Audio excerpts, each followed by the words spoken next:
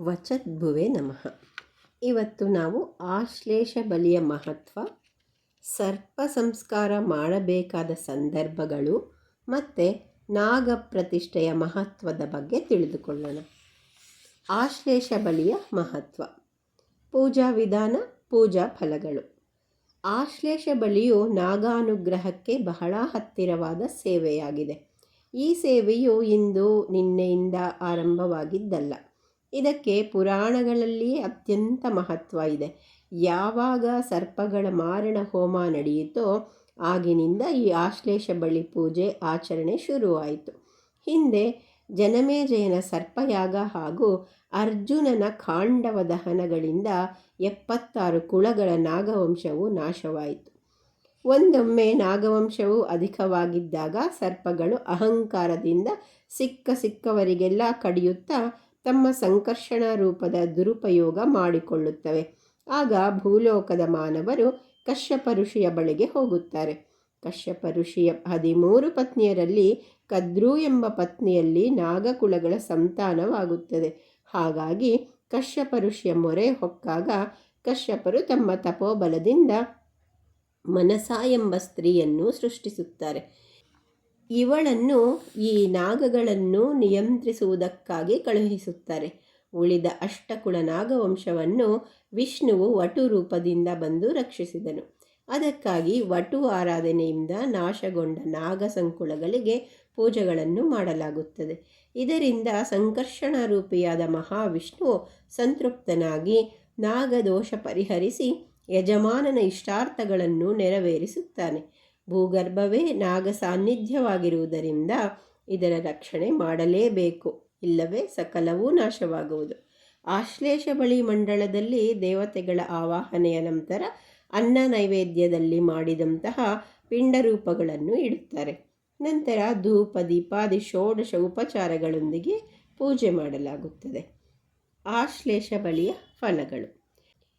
ರೋಗ ಬಾಧಕರಿಗೆ ತಮ್ಮ ರೋಗವು ಗುಣಮುಖವಾಗಿ ಮನಸ್ಸಿಗೆ ನೆಮ್ಮದಿ ಮೂಡುವುದು. ವ್ಯವಹಾರಗಳಲ್ಲಿ ಬಂದಂತಹ ನೋವುಗಳು, ಋಣಬಾಧೆಗಳು ನಶಿಸಿ ಹೋಗುವುದು. ಕೌಟುಂಬಿಕ ಜೀವನದ ಸಮಸ್ಯೆಗಳು ಪರಿಹಾರವಾಗಿ ಸುಖ ಸಂತೋಷ ಬರುವುದು. ಸಂತಾನಹೀನರಿಗೆ ಸಂತಾನಗಳು ಪ್ರಾಪ್ತಿಯಾಗಿ ತಮ್ಮ ವಂಶವು ಅಭಿವೃದ್ಧಿಯಾಗುವುದು. ಕೆಲವು ದುಶ್ಚಟಗಳಿಂದ ದೂರ ಸರಿದು ಹೊಸ ಬದುಕಿಗೆ ನಾಂದಿಯಾಗುವುದು. ಸರ್ಪಾದಿ ಜಂತುಗಳ ದುಸ್ವಪ್ನಗಳು ಬೀಳುವುದು ನಿಂತು ಹೋಗುವುದು. ಆಶ್ಲೇಷ ಬಲಿಯಲ್ಲಿ ನಾಗಕುಲಕ್ಕೆ ಅರ್ಪಿಸುವ ಬಲಿಗಳು ವಿವಿಧ ನಾಗವಂಶಕ್ಕೆ ತಲುಪುತ್ತದೆ. 76 ವಂಶಸ್ಥ ನಾಗಗಳಾದ ಅನಂತ, ವಾಸುಕಿ, ಶೇಷ, ತಕ್ಷಕ, ಫಣಿ ಇವರೆಲ್ಲ ತೃಪ್ತರಾಗುವರು.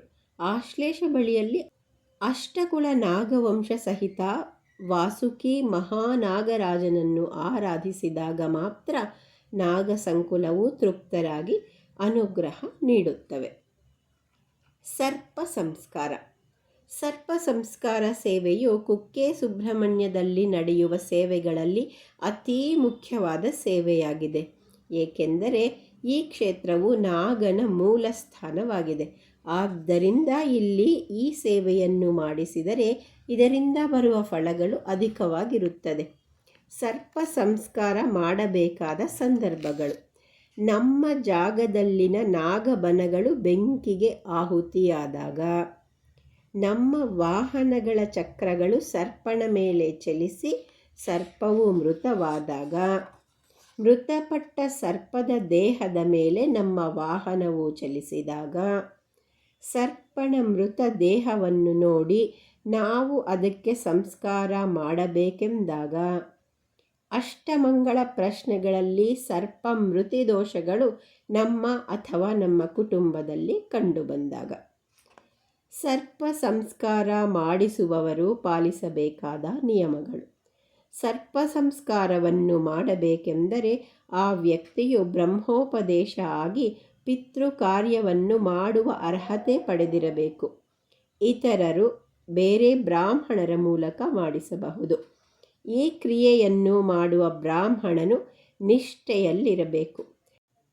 ಹಾಗೆಯೇ ಯಜಮಾನನೂ ನಿಷ್ಠೆಯಲ್ಲಿರಬೇಕು. ಹೊರಗಿನ ಆಹಾರ, ನೀರುಳ್ಳಿ, ಬೆಳ್ಳುಳ್ಳಿ, ಮಾಂಸಾದಿ ಕುಡಿತಗಳನ್ನು ಕ್ರಿಯೆಯು ಸಮಾಪ್ತಿಯಾಗುವವರೆಗೂ ಸೇವಿಸಬಾರದು. ಬ್ರಹ್ಮಚರ್ಯ ವ್ರತದಲ್ಲಿ ಯಜಮಾನನು ಪತ್ನಿ ಸಹಿತರಾಗಿದ್ದರೆ ಪತ್ನಿಯೂ ಇರಬೇಕು. ಶುದ್ಧೀಕರಣ ಆಗುವವರೆಗೂ ದೇವಸ್ಥಾನ, ಮಠಗಳಿಗೆ ಹಾಗೂ ಕ್ಷೇತ್ರ ಪರದಿಗಿಂತ ದೂರ ಹೋಗಬಾರದು. ಶ್ರೀ ಕ್ಷೇತ್ರದಲ್ಲಿ ಸರ್ಪ ಸಂಸ್ಕಾರ ಮಾಡುವ ವಿಧಾನ. ಮೊದಲಾಗಿ ಉಪವಾಸವಿದ್ದು ಪವಿತ್ರ ನದಿಯಾದ ಕುಮಾರಧಾರಾ ನದಿಯಲ್ಲಿ ಪುಣ್ಯ ಸ್ನಾನ ಮಾಡಿ ಶುಭ್ರ ಬಟ್ಟೆಯನ್ನು ಧರಿಸಿ ಶ್ರೀ ಕುಕ್ಕೆ ಸುಬ್ರಹ್ಮಣ್ಯೇಶ್ವರ ಸ್ವಾಮಿಯ ದರ್ಶನ ಪಡೆದುಕೊಂಡು ತೀರ್ಥ ಪ್ರಸಾದ ಪಡೆದು ನೇರವಾಗಿ ಆದಿ ಸುಬ್ರಹ್ಮಣ್ಯಕ್ಕೆ ಬರುವುದು. ಆದಿ ಸುಬ್ರಹ್ಮಣ್ಯದಲ್ಲಿ ಸ್ವಾಮಿಯ ದರ್ಶನ ಮಾಡಿ ಅಲ್ಲಿಂದ ಪಕ್ಕದಲ್ಲಿರುವ ಸರ್ಪ ಸಂಸ್ಕಾರ ಯಾಗಶಾಲೆಗೆ ಬರುವುದು. ತದನಂತರ ಈ ಸೇವೆಯ ವಿಧಾನದಂತೆ ಸಂಕಲ್ಪ ಪುಣ್ಯಾವಚನ ನಡೆಯುತ್ತದೆ. ಇದಾದ ಮೇಲೆ ಪಂಚಗವ್ಯ ಪ್ರಾಶನ ಮಾಡಿ ಗೋಧಿ ಹಿಟ್ಟಿನಿಂದ ಮಾಡಿದ 2 ನಾಗನ ಪ್ರತಿಮೆಗಳಿಗೆ ಪ್ರಾಣ ಪ್ರತಿಷ್ಠೆ ಮಾಡಿ ಷೋಡಶ ಉಪಚಾರಗಳಿಂದ ಸರ್ವಾಧ್ಯಷ್ಟ ನಾಗರನನ್ನು ಸಂತೃಪ್ತಿಗೊಳಿಸಿ ಮಂಗಳಾರತಿ ಪ್ರಾರ್ಥನೆಗಳೊಂದಿಗೆ ಪೂಜೆ ನೆರವೇರುತ್ತದೆ.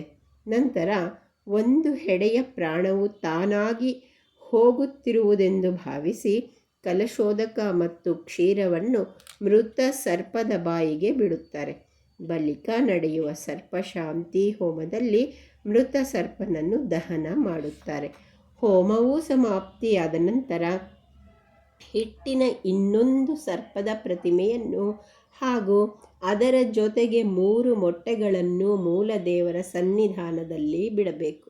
ಇದರಿಂದ ಸರ್ಪಕುಳದ ಉದ್ಧಾರವಾಗುವುದು. ಹೇಗೆ ಸರ್ಪಕುಳವು ಮುಂದಕ್ಕೆ ಬೆಳೆದು ಅಭಿವೃದ್ಧಿಯಾಗುತ್ತದೋ ಹಾಗೆಯೇ ನಮ್ಮ ಎಲ್ಲ ಸರ್ಪದೋಷಗಳು ನಿವಾರಣೆಯಾಗಿ ನಮ್ಮ ಕುಲವೂ ಅಭಿವೃದ್ಧಿಯಾಗಲಿ ಎಂದು ಪ್ರಾರ್ಥಿಸುತ್ತಾ ನಮಸ್ಕರಿಸಬೇಕು. ನಂತರ ಮೃತ ಸರ್ಪದ ಸಂಸ್ಕಾರದ ಅಂಗವಾಗಿ ಹಸಿವು ಬಾಯಾರಿಕೆಗಳನ್ನು ನೀಗಿಸಲು ತಿಳತರ್ಪಣವನ್ನು ಒಂದೊಂದು ಸರ್ಪದ ಹೆಸರನ್ನು ಹೇಳುತ್ತಾ 8 ಬಾರಿಯಾಗಿ ಬಿಡುತ್ತಾರೆ. ಬಳಿಕ ಕರ್ಮಾಂಗ ಸ್ನಾನ ಮಾಡಿ ಶ್ರೀದೇವಳದಲ್ಲಿ ಕೊಡುವ ಆಹಾರವನ್ನು ಸ್ವೀಕರಿಸಬೇಕು. ಸಾಧ್ಯವಾದಾಗ ಸಾಯಂಕಾಲ ದೇವಳದ ಹೊರಾಂಗಣದಲ್ಲಿ ಶ್ರೀದೇವರನ್ನು ಸ್ಮರಿಸುತ್ತಾ ಪ್ರದಕ್ಷಿಣೆ ಬಂದರೆ ಶುಭಪ್ರದವಾಗುವುದು. ಮಾರನೆಯ ದಿನ ಸ್ನಾನ ಮಾಡಿ ಪಿಂಡ ಪ್ರದಾನ, ಗೋದಾನ, ವಟು ಆರಾಧನೆ ಅಥವಾ ಬ್ರಹ್ಮಚಾರಿ ಆರಾಧನೆ ಇತ್ಯಾದಿ ಕಾರ್ಯಕ್ರಮಗಳು ನಡೆಯುವುದು. ಮುಂದೆ ನಾಗಪ್ರತಿಷ್ಠೆಗಾಗಿ ಶ್ರೀದೇವಳಕ್ಕೆ ಬರಬೇಕು. ಸರ್ಪ ಸಂಸ್ಕಾರ ಪೂಜಾ ಫಲಗಳು. ಮಾನಸಿಕ ಉದ್ವೇಗಗಳನ್ನು ನಿಯಂತ್ರಿಸಿ ಸನ್ನಡತೆಯ ಹಾದಿಯಲ್ಲಿ ಹೋಗುವ ಮನಸ್ಸು ನೆಮ್ಮದಿಯಾಗುತ್ತದೆ. ನಮ್ಮ ಅಸ್ತಿತ್ವದ ನಾಶವನ್ನು ತಡೆಯುತ್ತದೆ. ಇಷ್ಟೇ ಅಲ್ಲದೆ ವಿವಾಹ ಭಾಗ್ಯ ದೊರೆಯುವುದು. ಅಂತೆಯೇ ಸಂತಾನ ಪ್ರಾಪ್ತಿಯಾಗಿ ನಮ್ಮ ವಂಶವೂ ಬೆಳೆಯುವುದು. ಸರಿಯಾದ ಸ್ಥಾನಮಾನದಲ್ಲಿ ಉದ್ಯೋಗ, ಲಕ್ಷ್ಮೀ ಪ್ರಾಪ್ತಿಯಾಗುವುದು. ಅಲ್ಲದೆ ರಾಹುದೋಷ, ಕಾಲ ಸರ್ಪಯೋಗ ಪರಿಹಾರವಾಗಿ ಬಾಳಿನಲ್ಲಿ ಸುಖ ಶಾಂತಿ ನೆಲೆಯಾಗಲಿ. ನಾಗ ಪ್ರತಿಷ್ಠೆಯ ಮಹತ್ವ. ಶ್ರೀ ಕ್ಷೇತ್ರದಲ್ಲಿ ನಡೆಯುವ ಸೇವೆಗಳಲ್ಲಿ ಪ್ರಮುಖವಾದ ಸೇವೆ ನಾಗಪ್ರತಿಷ್ಠೆಯು ಒಂದು. ನಾಗಪ್ರತಿಷ್ಠೆ ಎಂದರೆ ಇದೊಂದು ಮಗುವಿಗೆ ಜನ್ಮ ಕೊಟ್ಟಂತೆ. ಹೊಸದಾಗಿ ಪ್ರತಿಷ್ಠಾಪಿಸುವ ನಾಗಶಿಲೆಯು ಮೊದಲು ಕೇವಲ ನಾಗಶಿಲೆಯಾಗಿರುತ್ತದೆ. ನಂತರ ಅದಕ್ಕೆ ಸಂಬಂಧಿತ ವಿಧಿ ವಿಧಾನಗಳೆಲ್ಲ ಮುಗಿದ ನಂತರ ಪ್ರಾಣ ಪ್ರತಿಷ್ಠೆಯಾಗುತ್ತದೆ. ಅಲ್ಲಿಗೆ ಈ ನಾಗಶಿಲೆಗೆ ಪ್ರಾಣ ಕಳೆಯು ಬರುತ್ತದೆ. ಆಗ ಅದು ನಮ್ಮೊಂದಿಗೆ ಸಂಪರ್ಕಕ್ಕೆ ಬರುತ್ತದೆ. ಲೌಕಿಕವಾಗಿ ಮಾತನಾಡದಿದ್ದರೂ ಚಲಿಸದೇ ಇದ್ದರೂ ಅಲೌಕಿಕವಾಗಿ ಇದು ನಮ್ಮ ಜೊತೆಯಲ್ಲಿಯೇ ಇರುತ್ತದೆ. ಹೇಗೆ ಮಗುವಿಗೆ ಜನನಾನಂತರ ಲಾಲನೆ ಪಾಲನೆಗಳನ್ನು ಮಾಡುತ್ತೇವೆಯೋ ಅದೇ ರೀತಿಯಿಂದ ನಾವು ಪ್ರತಿಷ್ಠಾಪಿಸಿದ ಬಿಂಬಕ್ಕೂ ಲಾಲನೆ ಪಾಲನೆ ಮಾಡಬೇಕಾಗುತ್ತದೆ. ಪಾಲನೆಗಳೆಂದರೆ ನಿತ್ಯ ನಡಾವಳಿಗಳು. ವರ್ಷಕ್ಕೊಮ್ಮೆ ಈ ಪ್ರತಿಷ್ಠಾಪಿಸಿದ ದೇವರಿಗೆ ಅಭಿಷೇಕ, ನೈವೇದ್ಯ ಸಮರ್ಪಣೆ, ಪೂಜಾದಿಗಳನ್ನು ಮಾಡಿಸಲೇಬೇಕು. ಇಲ್ಲವಾದರೆ ಇದು ಕ್ಷೀಣತೆಯನ್ನು ಹೊಂದುತ್ತಾ ಸಾನ್ನಿಧ್ಯವನ್ನು ಕಳೆದುಕೊಳ್ಳುತ್ತದೆ. ಇದು ಪ್ರತಿಷ್ಠಾಪಿಸಿದವನಿಗೆ ದೋಷಪ್ರದವಾಗುತ್ತದೆ. ಹಾಗಾದರೆ ದೋಷ ನಿವಾರಣೆಗಾಗಿ ನಾಗಪ್ರತಿಷ್ಠೆ ಮಾಡಿ ಪಾಲನೆ ಮಾಡಿಕೊಂಡು ಬರುವುದು ಅಸಾಧ್ಯವಾದುದರಿಂದ ಮೂಲ ನಾಗನ ನೆಲೆಯಾದ ಶ್ರೀ ಕ್ಷೇತ್ರದಲ್ಲಿ ಈ ಸೇವೆಯು ಅತ್ಯಂತ ಮಹತ್ವವನ್ನು ಪಡೆದಿದೆ. ಶ್ರೀ ಕ್ಷೇತ್ರದಲ್ಲಾದರೆ ದಿನಂಪ್ರತಿ ನಾಗನಿಗೆ ಪೂಜಾದಿಗಳನ್ನು ಮಾಡಲೆಂದೇ ನಿಯುಕ್ತರಾದವರು ಇರುತ್ತಾರೆ. ನಾವು ಯಾವ ದಿವಸದಲ್ಲಿ ಶ್ರೀ ಕ್ಷೇತ್ರದಲ್ಲಿ ನಾಗ ಪ್ರತಿಷ್ಠಾಪನೆ ಮಾಡಿಸಿರುತ್ತೇವೆಯೋ ಆ ದಿವಸ ಕನಿಷ್ಠ ಕ್ರಮದ ವ್ರತದಲ್ಲಾದರೂ ಇರಲೇಬೇಕು. ಆ ದಿವಸ ಬ್ರಹ್ಮಚರ್ಯ ಪಾಲನೆಯನ್ನು ಮಾಡಬೇಕು. ಒಪ್ಪತ್ತು ಊಟ, ಬೆಳಿಗ್ಗೆ ರಾತ್ರಿ ಈರುಳ್ಳಿ ಬೆಳ್ಳುಳ್ಳಿ ಹಾಕದ ಆಹಾರ ಸೇವಿಸುವುದು, ಮಾಂಸಾಹಾರ ಕುಡಿತಗಳಿಂದ ದೂರವಿರುವುದು ಇತ್ಯಾದಿ. ನಾಗ ಪ್ರತಿಷ್ಠೆಯನ್ನು ಮಾಡಿಸಬೇಕಾದ ಕಾರಣಗಳು: ಸರ್ಪ ಹತ್ಯಾದೋಷಗಳು ಇದ್ದಾಗ ಸರ್ಪ ಸಂಸ್ಕಾರದ ನಂತರ ಈ ಸೇವೆಯನ್ನು ಮಾಡಿಸಬೇಕು. ನಮ್ಮ ಕುಟುಂಬದ ನಾಗಬನಗಳು ನಾಶವಾಗಿದ್ದಾಗ ಅಂತಹ ಸಂದರ್ಭದಲ್ಲಿ ಈ ಸೇವೆಯನ್ನು ಮಾಡಿಸಬೇಕು. ನಾವು ವಾಸ ಮಾಡುವ ಮನೆಯು ನಾಗನ ಸಂಚಾರ ಇರುವ ಜಾಗ ಆಗಿದ್ದಾಗ ನಾವು ಅಲ್ಲಿಯೇ ಅನಿವಾರ್ಯವಾಗಿ ವಾಸ ಮಾಡಬೇಕೆಂದಾಗ ಈ ಸೇವೆಯನ್ನು ಮಾಡಬೇಕು. ಅನಿವಾರ್ಯ ಏಕೆಂದರೆ ಇಂದಿನ ಭೂಮಿಯ ಬೆಲೆಯಲ್ಲಿ ಜೀವನದಲ್ಲಿ ನ್ಯಾಯಯುತವಾದ ಒಂದು ಮನೆ ನಿವೇಶನ ತೆಗೆಯುವುದು ತುಂಬ ಕಷ್ಟ. ನಾಗನ ಕಲ್ಲು ಭಗ್ನವಾಗಿದ್ದಾಗ ಈ ಸೇವೆ ಮಾಡಿಸಬೇಕು. ನಾಗವನವಿರುವ ಭೂಮಿಯನ್ನು ಮಾರಾಟ ಮಾಡುವ ಅಥವಾ ಕೊಂಡುಕೊಳ್ಳುವ ಅನಿವಾರ್ಯತೆಗಳು ಬಂದಾಗ ಈ ಸೇವೆಯನ್ನು ಮಾಡಿಸಬೇಕು. ನಾಗ ಪ್ರತಿಷ್ಠಾ ಪೂಜಾ ವಿಧಾನ: ಶ್ರೀ ಕ್ಷೇತ್ರದಲ್ಲಿ ಸಂಕ್ಷಿಪ್ತ ರೂಪದಲ್ಲಿ ಈ ಸೇವೆಯು ನಡೆಯುತ್ತಾದರೂ ಶಾಸ್ತ್ರೋಕ್ತವಾಗಿ ನೆರವೇರುವುದು. ಕಲ್ಲಿನಲ್ಲಿ ಬಿಡಿಸಿದ ನಾಗನ ಪ್ರತಿಮೆಗೆ ಪಂಚಗವ್ಯಾದಿ ಶುದ್ಧಿಗಳಾಗುತ್ತವೆ. ಮುಂದೆ ನಾಗದೇವರನ್ನು ಆಗಮಾನುಸಾರವಾಗಿ ಪ್ರತಿಷ್ಠಾಪನೆ ಮಾಡುತ್ತಾರೆ. ಬಳಿಕ ಪ್ರಾಣಕಳೆಯನ್ನು ಕೊಡುತ್ತಾರೆ. ಹಾಗೆಯೇ ನಾಗಪ್ರತಿಷ್ಠಾ ಹೋಮ ನೆರವೇರುತ್ತದೆ. ಮುಂದೆ ನಾಗದೇವರಿಗೆ ಅಭಿಷೇಕಗಳು, ಷೋಡಶೋಪಚಾರ ಪೂಜೆಗಳು, ನೈವೇದ್ಯ ಸಮರ್ಪಣೆಯಾಗಿ ಮಂಗಳಾರತಿಯೊಂದಿಗೆ ಪೂಜೆ ನೆರವೇರುತ್ತದೆ. ಇದು ದೇವರ ಅತ್ಯಂತ ಪ್ರಸನ್ನ ಕಾಲ. ಈ ಪರ್ವಕಾಲದಲ್ಲಿ ದೇವರು ಪ್ರಸನ್ನರಾಗಿ ನಾವೇನು ಬಯಸುತ್ತೇವೆಯೋ ಅಥವಾ ನಾವೇನು ಬೇಡಿಕೊಳ್ಳುತ್ತೇವೆಯೋ ಅದನ್ನು ಕರುಣಿಸುತ್ತಾನೆ.